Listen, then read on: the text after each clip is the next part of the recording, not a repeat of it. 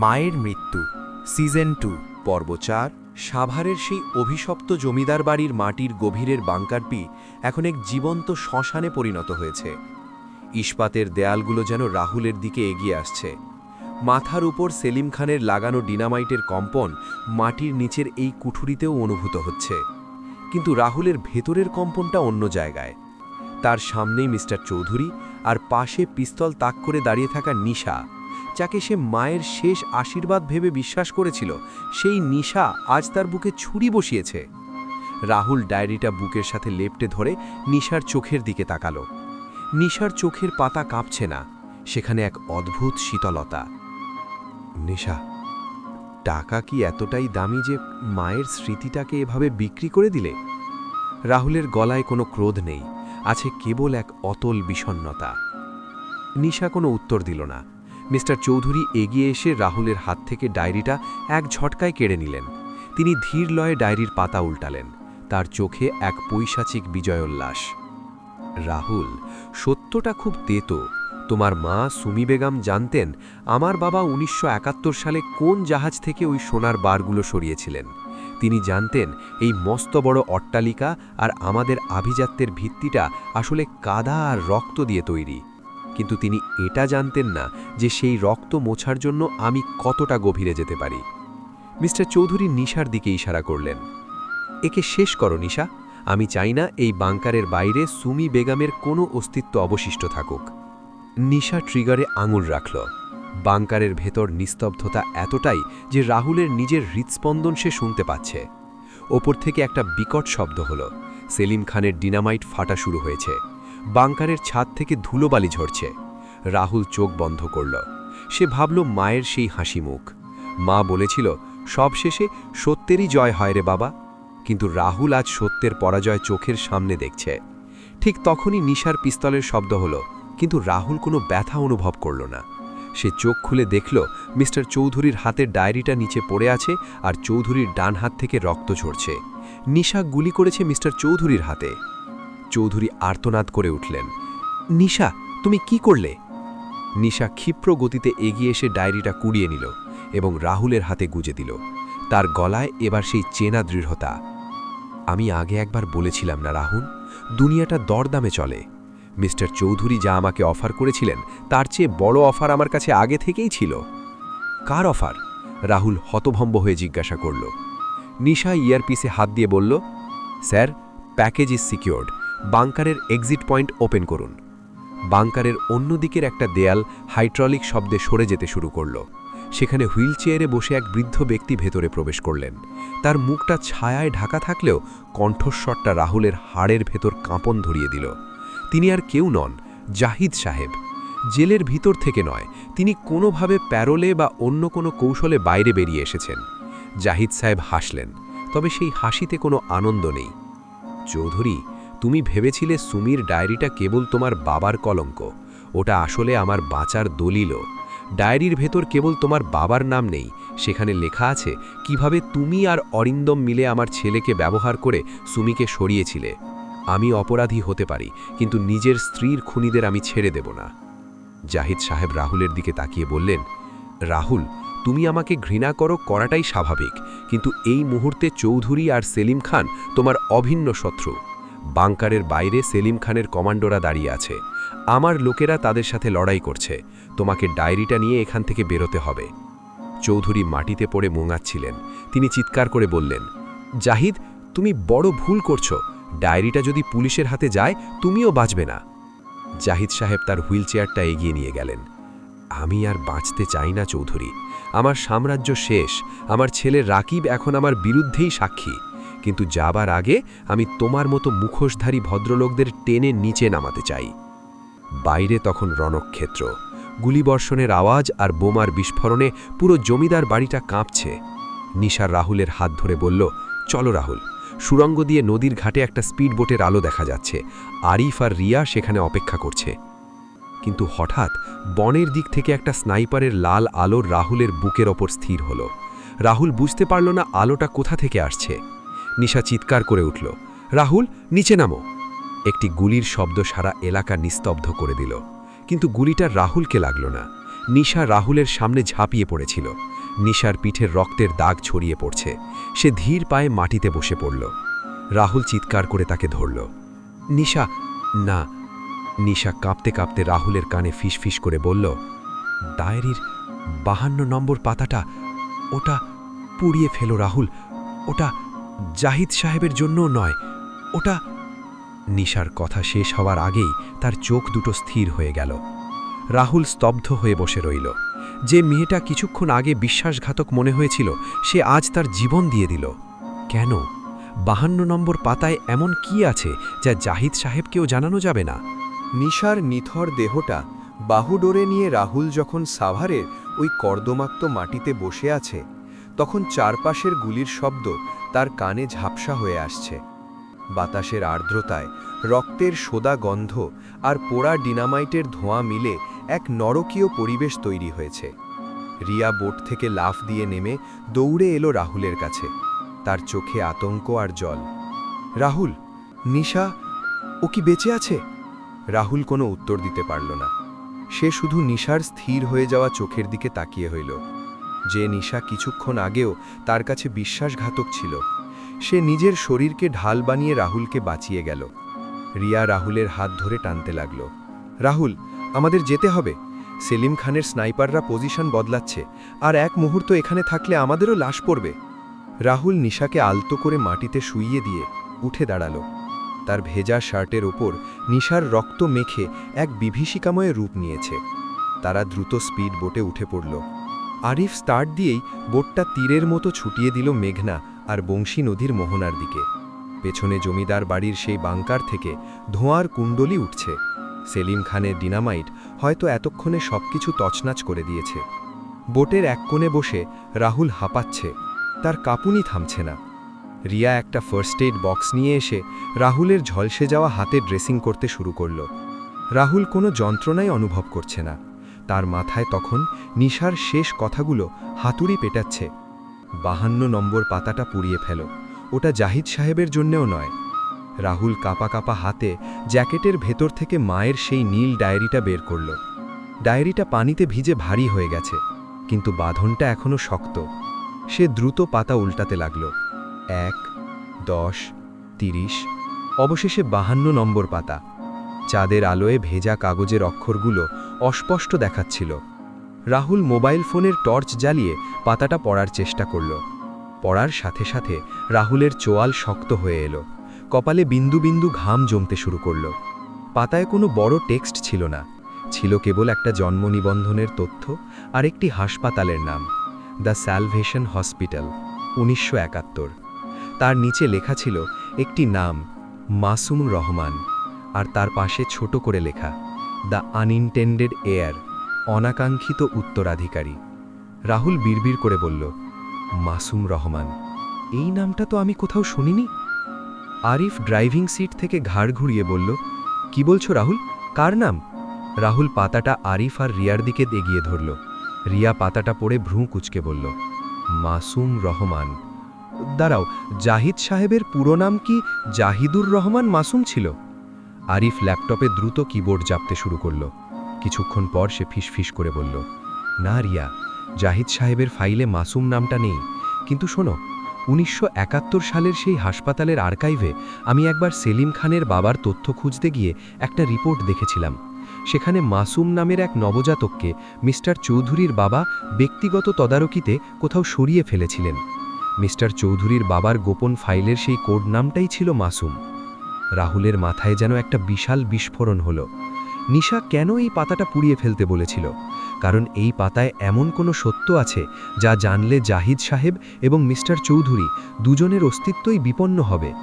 তবে কি রাহুলের জন্মের সাথে এই সিন্ডিকেটের কোনো অন্ধকার যোগসূত্র আছে?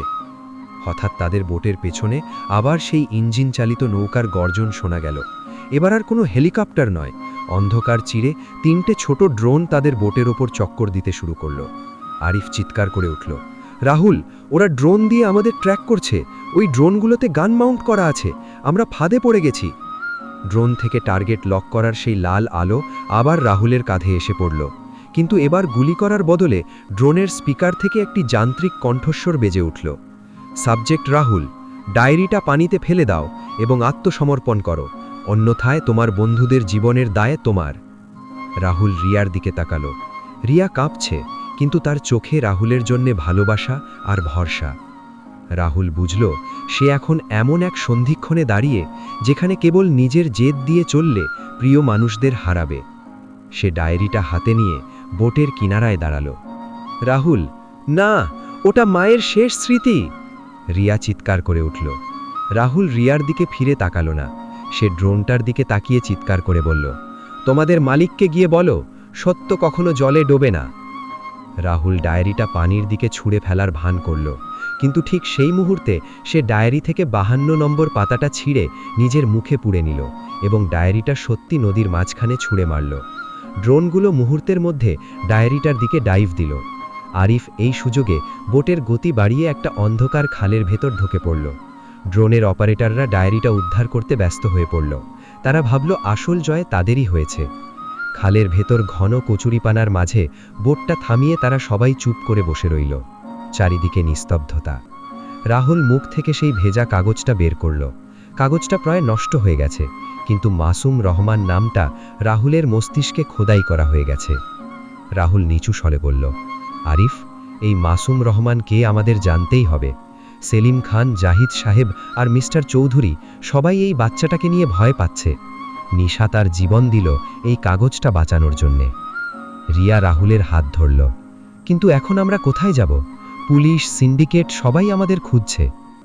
রাহুল অন্ধকারের দিকে তাকিয়ে বলল, আমরা সেই মানুষের কাছে যাব যাকে সেলিম খানও ভয় পায়। আমরা যাব সেই দ্য স্যালভেশন হসপিটালের ধ্বংসাবশেষে। ওখানেই এই রহস্যের শেষ। রাত এখন শেষ প্রহরের দিকে, কিন্তু আকাশের রং কালচে লাল হয়ে আছে। খালের জমাটবদ্ধ কচুরিপানার ভেতর দিয়ে আরিফ অত্যন্ত সাবধানে বোটটি চালিয়ে নিয়ে আসছে। ঢাকার অদূরে বুড়িগঙ্গার এক নির্জন বাঁকে দাঁড়িয়ে আছে দ্য স্যালভেশন হসপিটাল। 1971 সালে এটি ছিল একটি মিশনারি হাসপাতাল, কিন্তু এখন এটি একটি জরাজীর্ণ কঙ্কাল ছাড়া আর কিছুই নয়। আগাছা আর লতাপাতায় ঢাকা ভবনটি যেন অন্ধকারের কোনো এক অভিশপ্ত রাজপ্রাসাদ। রাহুল বোট থেকে নেমে হাসপাতালের ভাঙা গেটের সামনে দাঁড়ালো।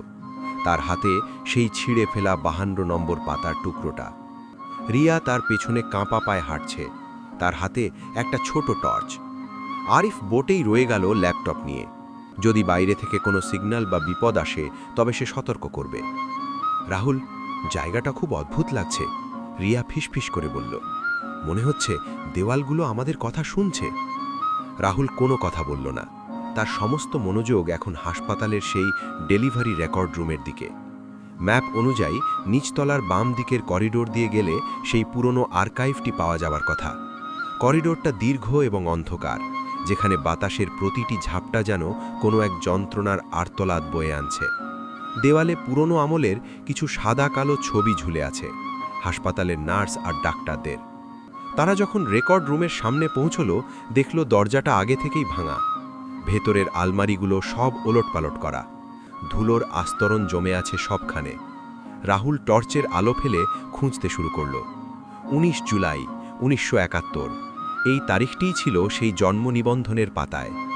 রাহুল একটা ড্রয়ার টেনে খুলল। সেখানে অনেক নথিপত্র থাকলেও জুলাই মাসের ফাইলটা নেই। রিয়া, ফাইলটা এখানে নেই। কেউ কি তবে আমাদের আগেই এখানে এসেছিল? রিয়া টেবিলের তলায় পড়ে থাকা একটা পুরনো রেজিস্টারের দিকে ইশারা করল। রাহুল তুলতেই দেখল সেটার ওপরের কভারটা ছেঁড়া, কিন্তু ভেতরে উল্টাতে উল্টাতে 19 জুলাই তারিখটা পাওয়া গেল। সেখানে একটাই এন্ট্রি ছিল, বেবি অফ সুমি বেগম, ওজন 3.2 কেজি, সময় রাত 2:15। রাহুলের হাত কাঁপতে শুরু করল।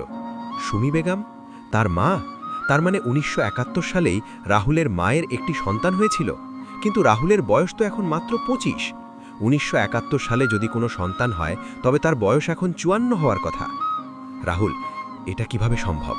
রিয়া অস্ফুট স্বরে বলল, তোমার মা তো তখন খুব ছোট থাকার কথা। ঠিক সেই সময় করিডোরে কারো বুটের শব্দ পাওয়া গেল। কেউ একজন খুব ধীর পায়ে এগিয়ে আসছে। রাহুল রিয়াকে নিয়ে আলমারির আড়ালে লুকালো। টর্চের আলো নিভিয়ে দিল সে। হৃৎস্পন্দনের শব্দে যেন নিস্তব্ধ ঘরটা ফেটে পড়ছে। অন্ধকার ঘরটিতে একজন মানুষ ঢুকল। টর্চের আলোয় দেখা গেল মানুষটি আর কেউ নয়, ইন্সপেক্টর রাহিম, যাকে জাহিদ সাহেব ঘুষ দিয়ে কেস ধাপাচাপা দিতে বলেছিলেন, কিন্তু পরে সে রাহুলের পক্ষে স্টেটমেন্ট দিয়েছিল। রাহিমের হাতে একটা পিস্তল আর অন্য হাতে একটা ফাইল। রাহুল আড়াল থেকে বেরিয়ে এলো। রাহিম সাহেব, আপনি এখানে কেন? রাহিম চমকে গেলেন, কিন্তু পরক্ষণেই দীর্ঘশ্বাস ফেললেন। রাহুল ভাই, আমি জানতাম আপনি এখানে আসবেন। জাহিদ সাহেব আমাকে পাঠিয়েছিলেন এই ফাইলটা ধ্বংস করতে, কিন্তু আমি তা পারিনি। আমার বিবেক আজ আমাকে আটকে দিয়েছে। রাহিম ফাইলটা রাহুলের দিকে এগিয়ে দিলেন। রাহুল ভাই, আপনি যাকে আপনার মা বলে জানেন, সেই সুমি বেগম আসলে আপনার জন্মদাত্রী মা নন। 1971 সালের সেই রাতে হাসপাতালে দুজন সুমি বেগম ভর্তি ছিলেন। একজন ছিলেন আপনার মা, যিনি যুদ্ধের সময় মারা যান, আর অন্য সুমি বেগম ছিলেন সেই মাসুম নামধারী শিশুটির মা, যাকে মিস্টার চৌধুরীর বাবা দত্তক নিয়েছিলেন নিজের রাজনৈতিক স্বার্থে। রাহুলের পৃথিবীটা মুহূর্তেই ওলটপালট হয়ে গেল। তাহলে সে কে, আর তার মা কেন তাকে নিজের সন্তানের মতো বড় করলেন? রাহিম সাহেব বললেন, আপনার মা আপনাকে বড় করেছেন কেবল একটি কারণে, আপনাকে রক্ষা করতে। আপনার আসল পরিচয় জানলে এই সিন্ডিকেট আপনাকে বহু আগে শেষ করে দিত। আপনি হলেন সেই মাসুম রাহমানের যমজ ভাই, যাকে জন্মের সময় আলাদা করে ফেলা হয়েছিল। আপনার ভাই এখন সিন্ডিকেটের বড় এক পদে আছে। রাহুলের মাথায় যেন হাজারটা বজ্রপাত হলো। তার একজন যমজ ভাই আছে, এবং সে এই অপরাধ জগতের অংশ। হঠাৎ রাহিমের কপালে একটা লাল স্নাইপার ডট দেখা গেল। রাহুল চিৎকার করার আগেই একটা গুলির শব্দ হলো। রাহিম সাহেবের নিথর দেহটা মেঝের ওপর লুটিয়ে পড়ল। করিডোর থেকে একটা যান্ত্রিক হাসি শোনা গেল। রাহুল টর্চের আলো ফেলতেই দেখল করিডোরের শেষে দাঁড়িয়ে আছে একজন মানুষ, যার চেহারা হুবহু রাহুলের মতো। চুল কাটার স্টাইল আর চোখের দৃষ্টি ছাড়া তাদের মাঝে কোনো পার্থক্য নেই। লোকটি শীতল গলায় বলল, হ্যালো ব্রাদার, অনেক বছর পর দেখা হলো। আমি সেই মাসুম রহমান, যাকে তুমি খুঁজে বেড়াচ্ছিলে। রাহুল পাথর হয়ে দাঁড়িয়ে রইল। তার নিজের প্রতিচ্ছবি যেন আজ তার কাল হয়ে সামনে দাঁড়িয়েছে। যে যুদ্ধের প্রতিশোধ নিতে সে পথে নেমেছিল, সেই যুদ্ধের শেষ প্রান্তে দাঁড়িয়ে সে দেখল শত্রু আর কেউ নয়, তার নিজেরই রক্ত।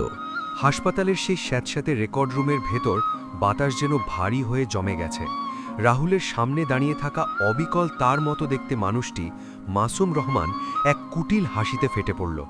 টর্চের আলোয় তাদের দুজনের ছায়া দেয়ালে মিশে এক দানবীয় আকৃতি তৈরি করছে। রিয়া ভয়ে রাহুলের হাত খামচে ধরেছে, তার শরীর কাঁপছে। রহিমের নিথর দেহটা তাদের পায়ের কাছে পড়ে আছে, যা এক নিমিষেই বাস্তবতার নিষ্ঠুরতা বুঝিয়ে দিচ্ছে। অবাক হচ্ছ? মাসুমের গলায় এক অদ্ভুত আভিজাত্য এবং তুচ্ছ জ্ঞান। সুমি বেগম তোমাকে শিখিয়েছিলেন যে তুমি এক সাধারণ পরিবারের ছেলে। তোমাকে নৈতিকতা আর ন্যায়ের পাঠ পড়ানো হয়েছে, কিন্তু আমার ট্রেনিং হয়েছে নরকের অন্ধকারে। মিস্টার চৌধুরীর বাবা যখন আমাকে আলাদা করেছিলেন, তখন থেকেই আমি এই সিন্ডিকেটের ভবিষ্যৎ আর্কিটেক্ট হিসেবে বড় হয়েছি। রাহুল দাঁত চেপে বলল, তুমি আমার ভাই হতে পারো না। আমার মা আমাকে ভালোবেসে বড় করেছেন, আর তুমি মানুষকে মারতে শিখছ। মা তোমার কথা কখনো বলেনি কেন আমি এখন বুঝতে পারছি। সে চাইতো না আমি তোমার মতো একটা দানব হই। মাসুম ধীর পায়ে এগিয়ে এলো। তার পরনে দামি কালো ওভারকোট, হাতে সাইলেন্সার লাগানো পিস্তল। মা? সুমি বেগম আমাদের জন্মদাত্রী ছিলেন না রাহুল, তিনি ছিলেন ওই হাসপাতালের একজন নার্স। আমাদের মা মারা গিয়েছিলেন ডেলিভারির সময়। সিন্ডিকেটের গোপন নথিপত্র আর সম্পদ হাতানোর জন্য মিস্টার চৌধুরীর বাবার একজন উত্তরাধিকারী দরকার ছিল। আমাকে নিয়ে যাওয়া হলো প্রাসাদে, আর তোমাকে আবর্জনার মতো ফেলে দেওয়া হয়েছিল সুমি বেগমের কোলে। সে তোমাকে বাঁচাতে চেয়েছিল, কিন্তু শেষ রক্ষা কি হলো? রাহুল চিৎকার করে উঠল, তাহলে মাকে মেরে ফেললে কেন? সে তো কোনো ক্ষতি করেনি তোমাদের। মাসুমের চোখে এক পলকের জন্য একটা শূন্যতা খেলে গেল, কিন্তু পরক্ষণেই তা পাবার বরফের মতো ঠান্ডা হয়ে গেল। সে ডায়েরিটা লিখেছিল রাহুল। সে জানত আমি কে। সে জানত যে একদিন এই সত্যটা তোমার সামনে আসবে, আর তুমি আমার পথে বাধা হয়ে দাঁড়াবে। সিন্ডিকেটের নিয়ম খুব সহজ, যে পথে কাঁটা হবে তাকে উপড়ে ফেলো, সেটা যদি নিজের অতীত হয় তবুও। রাহুলের ভেতরের কষ্টটা এখন এক প্রলয়ঙ্কারী রাগে রূপান্তরিত হচ্ছে। সে রিয়াকে একপাশে সরিয়ে দিয়ে মাসুমের দিকে এক কদম এগিয়ে গেল। তুমি নিজের রক্তকে অস্বীকার করছো মাসুম, কিন্তু আমি তোমাকে এই পাপের সাম্রাজ্য চালাতে দেব না। মায়ের প্রতিটি কান্নার হিসাব আমি আজ তোমার কাছ থেকে নেব। মাসুম হাসল। নিবে? এই ভাঙা হাত নিয়ে, নাকি ওই তোমার হ্যাকার বন্ধু আর মেয়েটাকে নিয়ে? দেখো বাইরে। হাসপাতালের জানলার বাইরে কয়েকটা লেজার ড্রোন আবার ঘোরাঘুরি শুরু করেছে। আরিফের সিগন্যাল জ্যাম করে দেওয়া হয়েছে। রাহুল বুঝতে পারল তারা সম্পূর্ণ বিচ্ছিন্ন। মাসুম পিস্তলটা রাহুলের কপালে ঠেকালো। ডায়েরির 52 নম্বর পাতাটা আমার কাছে দাও রাহুল। ওটা কেবল জন্ম নিবন্ধন নয়, ওটার পেছনে একটা কোড আছে যা দিয়ে সিন্ডিকেটের সুইস ব্যাংক অ্যাকাউন্টগুলো অপারেট করা হয়। ওটা দিয়ে দাও, আমি তোমাকে আর তোমার ওই বান্ধবীকে ছেড়ে দেব। তুমি আবার তোমার সাধারণ জীবনে ফিরে যাবে। রাহুল পকেট থেকে সেই ভেজা কাগজের টুকরোটা বের করল, কিন্তু সে জানত মাসুম তাকে ছাড়বে না। সে মাসুমের চোখের দিকে তাকিয়ে থাকল, হুবহু নিজের চোখ, কিন্তু তাতে কোনো মায়া নেই। রাহুল হঠাৎ নিচু স্বরে বলল, মা বলতেন শয়তানের সাথে দরদাম করতে নেই। রাহুল চোখের পলকে নিজের হাতে থাকা ছোট টর্চটা মাসুমের চোখের ওপর জ্বালিয়ে দিল। তীব্র আলোয় মাসুম এক মুহূর্তের জন্য অন্ধ হয়ে গেল। রাহুল সেই সুযোগে মাসুমের পিস্তল ধরা হাতটা কামড়ে ধরল এবং তাকে ধাক্কা দিয়ে আলমারির ওপর আছড়ে ফেলল। রিয়া, পালাও, ছাদে যাও, রাহুল চিৎকার করে বলল। রিয়া দৌড় দিল করিডরের দিকে। মাসুম টাল সামলে উঠে রাহুলের ওপর ঝাঁপিয়ে পড়ল। শুরু হলো দুই ভাইয়ের মরণপন্ন লড়াই। দেয়ালে ধাক্কা লেগে পুরনো ফাইলের স্তূপ ধসে পড়ছে। মাসুমের শক্তি অনেক বেশি, কিন্তু রাহুলের ভেতরে আছে মায়ের জন্য তীব্র জেদ। মাসুম রাহুলকে একটা লাথি মেরে দূরে সরিয়ে দিল। তুই মরতে চাইছিস রাহুল, মরবি। রাহুল একটা ভাঙা কাচের টুকরো কুড়িয়ে নিল। যখন মাসুম আবার তেড়ে এলো, রাহুল কাঁচটা দিয়ে মাসুমের গালে একটা লম্বা আঁচড় কেটে দিল। মাসুম যন্ত্রণায় আর্তনাদ করে পেছালো। তার গাল থেকে রক্ত ঝরছে, ঠিক যেমন রাহুলের কপালে কাটা দাগ আছে। এখন তাদের আলাদা করা প্রায় অসম্ভব। লড়াই করতে করতে তারা হাসপাতালের লবিতে চলে এলো। বাইরে থেকে বজ্রপাতের শব্দ শোনা যাচ্ছে। বৃষ্টির ঝাপটা ভাঙা জানলা দিয়ে ভেতরে ঢুকছে। ঠিক সেই সময় মাসুমের ইয়ারপিসে একটা কর্কশ আওয়াজ এলো, মাসুম, পুলিশ ব্যাকআপ নিয়ে মিস্টার চৌধুরী এদিকে আসছেন, ওকে শেষ করে ফিরে আসো। মাসুম রাহুলের লক্ষ্যে গুলি ছুড়ল, কিন্তু রাহুল একটা পিলারের আড়ালে ঝাঁপ দিল। মাসুম চিৎকার করে বলল, আজ তুই বেঁচে গেলি ব্রাদার, কিন্তু মনে রাখিস আমাদের রক্ত এক হতে পারে, কিন্তু আমাদের নিয়তি আলাদা। পরের বার যখন দেখা হবে তখন ডায়েরির পাতার বদলে তোর কলিজা ছিঁড়ে নেব। মাসুম ধোঁয়ার বোমা ছুঁড়ে অন্ধকারের ভেতর মিলিয়ে গেল। রাহুল হাঁপাতে হাঁপাতে পিলারে হেলান দিয়ে বসে পড়ল। তার শরীর অবসন্ন, কিন্তু মনটা পাথরের মতো শক্ত। সে একা নয়, তার এক ভয়ঙ্কর শত্রু এখন খোদ তার নিজেরই প্রতিচ্ছবি। রিয়া ছাদ থেকে নেমে এলো। সে বিধ্বস্ত। রাহুল, ও চলে গেছে? রাহুল মাথা নাড়ল। সে ডায়েরির সেই পাতাটা হাতের মুঠোয় শক্ত করে ধরল। সে যায়নি রিয়া, সে কেবল শুরু করল। এই লড়াই এখন আর অপরাধীর বিরুদ্ধে নয়, এটা এখন নিজের অস্তিত্বের বিরুদ্ধে। আরিফের ভয়েস চ্যাট আবার সচল হলো।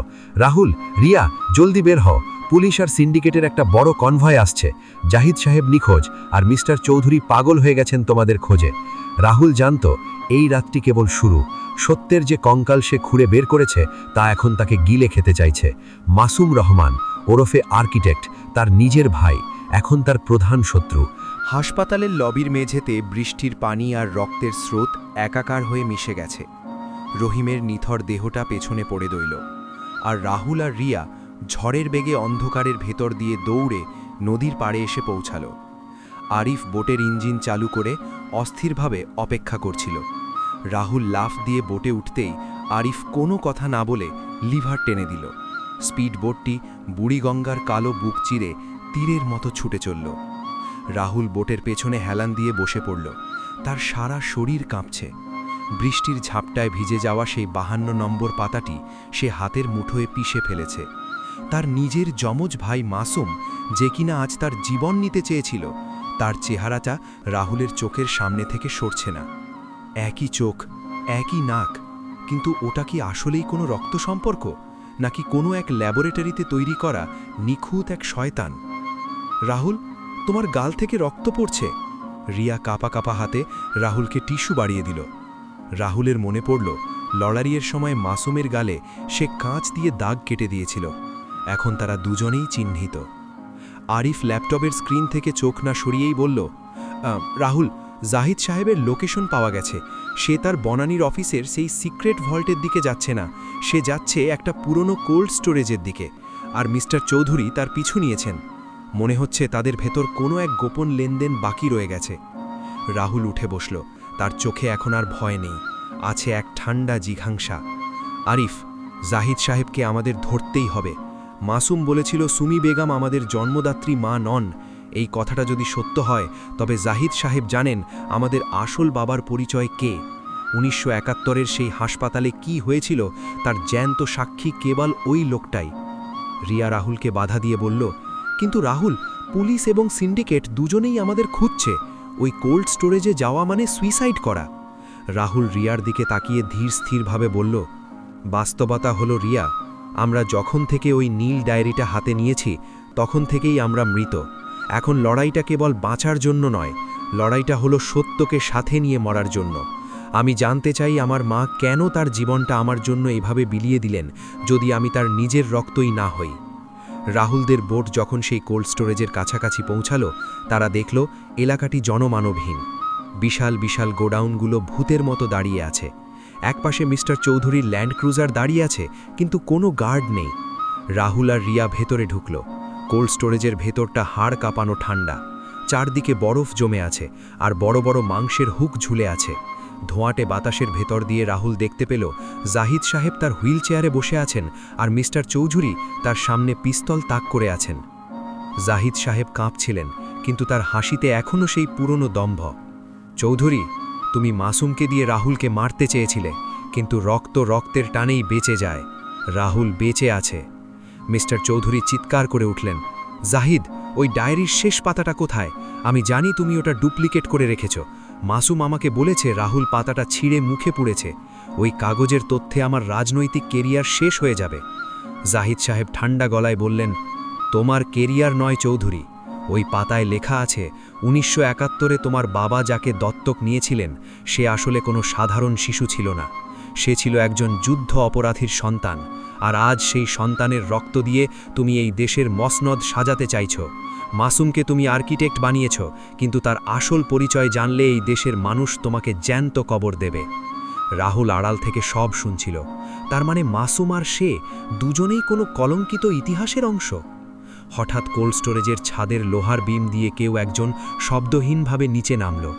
রাহুল দেখল লোকটির গালে ব্যান্ডেজ লাগানো। মাসুম! সে ওপরেই ওত পেতেছিল।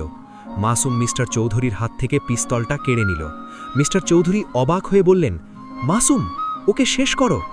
মাসুম জাহিদ সাহেবের হুইল চেয়ারের পেছনে গিয়ে দাঁড়াল। তার চোখে এক বিচিত্র নিষ্ঠুরতা। সে মিস্টার চৌধুরীর দিকে পিস্তল তাক করে বলল, চৌধুরী সাহেব, আপনি আমাকে বাবার মতো মানুষ করেছেন সত্য, কিন্তু আপনি আমাকে কেবল একটি অস্ত্র হিসেবে ব্যবহার করেছেন।